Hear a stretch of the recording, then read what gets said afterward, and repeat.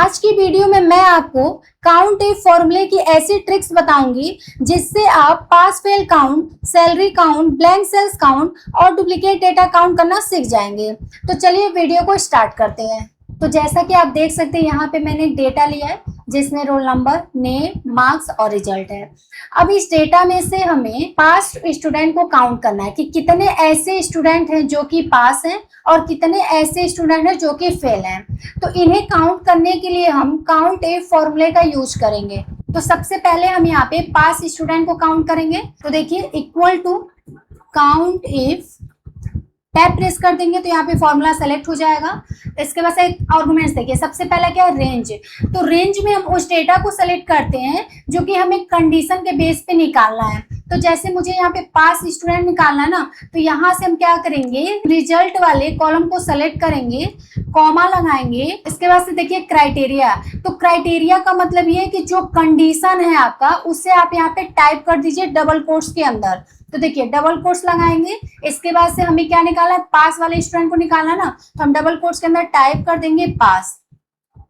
Double quotes को close करेंगे, bracket को क्लोज करके एंटर कर देंगे। तो देखिए यहाँ पे आउटपुट आ चुका है। अब इसी तरह हमें फेल स्टूडेंट को काउंट करना है। तो इसके लिए भी हम काउंट इफ फॉर्मूले का यूज करेंगे। देखिए equal to count if, tab press कर देंगे, फॉर्मूला सेलेक्ट हो जाएगा। अब रेंज में अब हम यहाँ से रिजल्ट वाले कॉलम को सेलेक्ट कर देंगे, कॉमा, डबल कोट्स में टाइप कर देंगे फेल।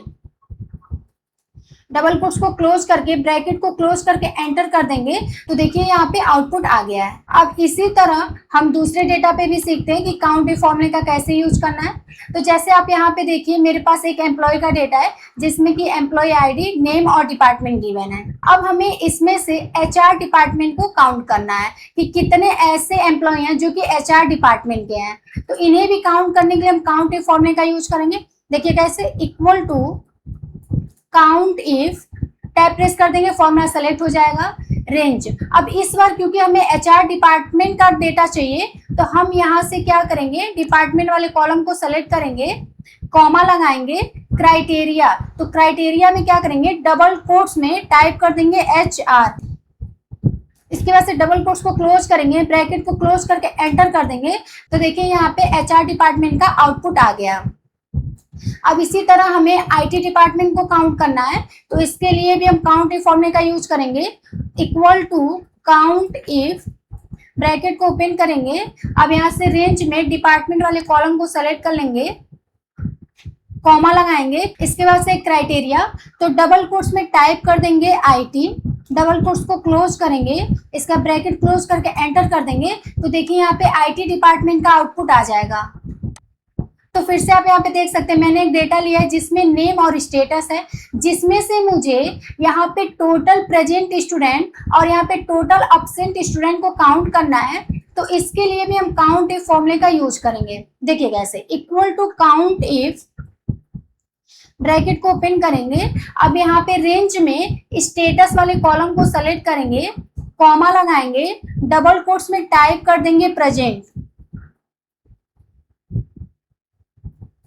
डबल कोट्स को क्लोज करेंगे, ब्रैकेट क्लोज करके एंटर कर देंगे। तो देखिए यहाँ पे प्रेजेंट स्टूडेंट का आउटपुट आ चुका है। अब इसी तरह अब्सेंट स्टूडेंट का आउटपुट निकालने के लिए हम टाइप करेंगे equal to count if, bracket को ओपन करेंगे।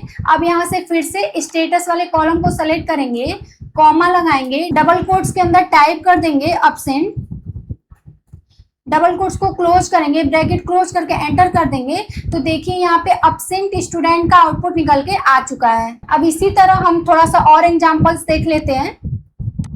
तो देखिए यहाँ पे मैंने जो डेटा लिया है इसमें एम्प्लॉय और सैलरी गिवन है और अब मुझे ये काउंट करना है कि कितने ऐसे एम्प्लॉय हैं जिनकी सैलरी 15,000 से एबव है। तो चलिए काउंट कर लेते हैं। Equal to count if, tab press कर देंगे तो फॉर्मूला सेलेक्ट हो जाएगा। इसके बाद से यहाँ पे रेंज सेलेक्ट करना है। तो रेंज में हम यहाँ से सैलरी वाले कॉलम को सेलेक्ट कर लेंगे, कॉमा लगाएंगे। अब डबल कोट्स के अंदर टाइप करेंगे, देखिए ग्रेटर देन 15,000, डबल कोट्स को क्लोज करके, ब्रैकेट क्लोज करके एंटर कर देंगे।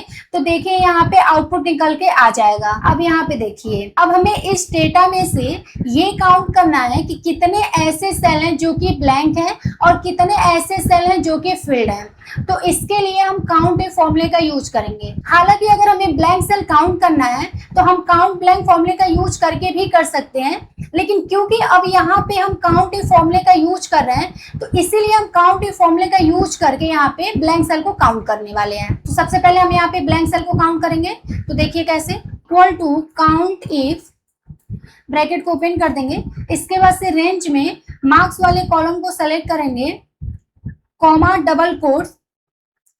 अब यहाँ पे फिर से डबल कोट्स लगाएंगे, इसके बाद से ब्रैकेट को क्लोज करके एंटर कर देंगे। तो देखिए यहाँ पे ब्लैंक सेल काउंट होके आ जाएगा। अब इसी तरह हमें यहाँ पे फिल्ड सेल को काउंट करना है, तो इसके लिए भी हम काउंट इफ फॉर्मूले का यूज करेंगे।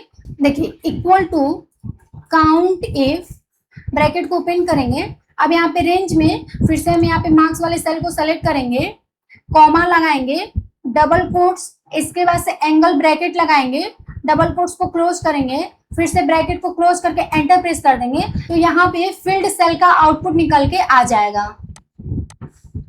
जैसे कि आप देख सकते हैं यहाँ पे मैंने जो डेटा लिया इसमें प्रोडक्ट नेम है, जिसमें कि लैपटॉप, लैपटॉप बैग है, लैपटॉप स्टैंड है, माउस है, लैपटॉप चार्जर है, कीबोर्ड है और यहाँ पे लैपटॉप टेबल है। अब हमें ये काउंट करना है कि लैपटॉप से शुरू होने वाले कितने प्रोडक्ट हैं, तो इसके लिए भी हम काउंट इफ फॉर्मूले का यूज करेंगे। देखिए कैसे, equal to count if, tab press कर देंगे तो यहाँ फॉर्मूला सेलेक्ट हो जाएगा। रेंज में हम यहाँ से प्रोडक्ट नेम को सेलेक्ट कर देंगे, इसके बाद से कॉमा लगाएंगे, डबल कोट्स में टाइप करेंगे लैपटॉप,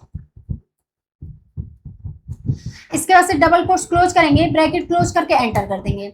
लेकिन अभी आप देख सकते हैं जो आउटपुट आया है वो 1 आया है। तो 1 इसलिए आया हुआ है, देखिए क्योंकि हमने यहाँ पे डबल कोट्स में टाइप किया है लैपटॉप, और यहाँ पे आप देखिए लैपटॉप यहाँ पे एक ही है, क्योंकि अन्य सारा जो सेल है, देखिए इसमें लैपटॉप बैग है, इसमें स्टैंड लिखा हुआ है, इसमें लैपटॉप चार्जर लिखा हुआ है, इसमें लैपटॉप टेबल है, तो ये इन्हें इग्नोर कर रहा है, इन्हें ये काउंट नहीं कर रहा है। तो अगर हम ये चाहते हैं कि जितने भी सारे ऐसे प्रोडक्ट हैं जो कि लैपटॉप से स्टार्टिंग हुए हैं और उन्हें ये काउंट करें, तो देखिए इसके लिए हम फॉर्मूला पे आएंगे। देखिए अब यहाँ पे लैपटॉप के बगल में आएंगे और एस्टेरिस्क का सिंबल लगा देंगे, इसके बाद से एंटर बटन को प्रेस कर देंगे। तो देखिए यहाँ पे आउटपुट निकल के आ जाएगा।